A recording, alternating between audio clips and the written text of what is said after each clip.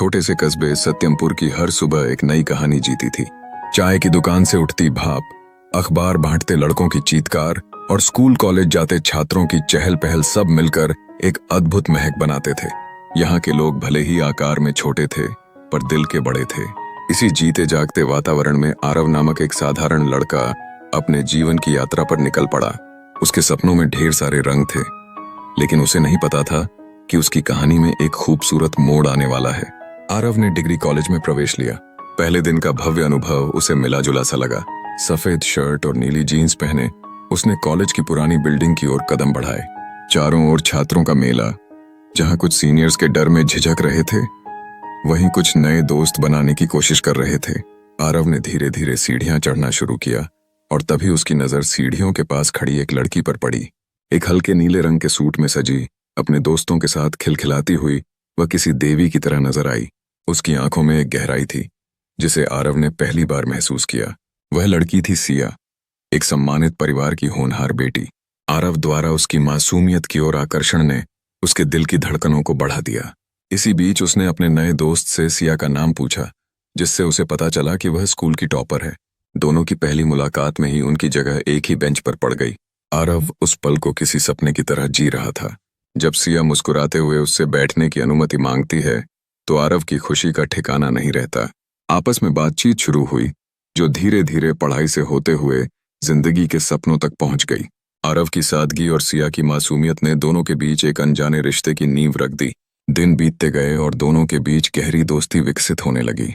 समय समय पर मिलकर पढ़ाई करनी, एक दूसरे से सपने साझा करना, यह सब उनकी मुलाकातों को और खास बना रहा। एक साधारण कस्बे में जहां जिंदगी की बातें होती थीं, वहां आरव और सिया ने अपनी दुनिया बुननी शुरू कर दी थी। यह केवल दोस्ती नहीं, बल्कि एक खास एहसास बनता जा रहा था, जो आने वाले दिनों में दोनों की जिंदगी को बदलने वाला था। क्लास में आमना सामना। पहले लेक्चर के लिए सब क्लास में पहुंचे। किस्मत देखिए, सिया और आरव की सीट एक ही बेंच पर आ गई। आरव बेंच के एक कोने में बैठा और कुछ देर बाद सिया आकर बगल में बैठ गई। आरव के लिए यह पल किसी सपने से कम नहीं था। उसके हाथ कांप रहे थे, किताबें गिरते गिरते बचीं। सिया मुस्कुराई और बोली, सॉरी, मैं यहाँ बैठ सकती हूँ? आरव ने गलती से तुरंत खड़े होकर कहा, हाँ हाँ, क्यों नहीं। दोनों हल्का सा मुस्कुरा दिए। छोटी छोटी बातें। लेक्चर के बाद सिया ने उससे पूछा, तुम्हारा नाम? आरव, उसने धीरे से कहा। अच्छा, मैं सिया। आरव को यह नाम जैसे कानों में संगीत बनकर उतर गया। उसने लाख कोशिश की कि सामान्य लगे, मगर अंदर से वह बहुत खुश था। धीरे धीरे दोनों के बीच बातचीत होने लगी। पहले पढ़ाई, फिर कॉलेज, फिर शौक और फिर जिंदगी के सपनों तक।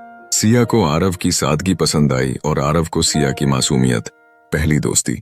दिन बीतते गए और दोनों अच्छे दोस्त बन गए। लाइब्रेरी में साथ पढ़ना, कैंटीन में चाय साझा करना, एक दूसरे की बातें ध्यान से सुनना। दोनों को लगता जैसे कॉलेज में सैकड़ों लोग हों, मगर उनकी छोटी सी दुनिया बस एक दूसरे तक सिमट गई हो। सिया अक्सर कहती, आरव, तुम्हें पता है, तुम्हारी आंखों में एक अलग ही शांति है। तुमसे बातें करके मन हल्का हो जाता है। आरव बस मुस्कुरा देता, मगर उसके दिल में कहीं गहराई तक सिया की जगह बनने लगी थी। एक शाम आरव लाइब्रेरी से बाहर निकल रहा था। मौसम में हल्की बारिश हो रही थी। सिया बाहर खड़ी थी, हाथ में छतरी लिए। चलो साथ चलते हैं, उसने कहा। दोनों एक ही छतरी के नीचे घर की ओर बढ़े। हवा में नमी थी, आसमान में बादल और दिलों में अनकहा एहसास। उस पल आरव को लगा, शायद यही है वो लड़की जिसके साथ वह पूरी जिंदगी बिताना चाहता है। उस रात आरव अपने कमरे में बैठा था। किताबें सामने खुली थीं, मगर दिमाग में सिर्फ सिया थी। उसकी मुस्कान, उसकी बातें, उसका नाम। वह खुद से कह बैठा, क्या ये प्यार है? यह तो बस शुरुआत थी, कहानी अभी लंबी थी। मुलाकात दोस्ती तक पहुंची थी। अब बारी थी दिल के राज खुलने की।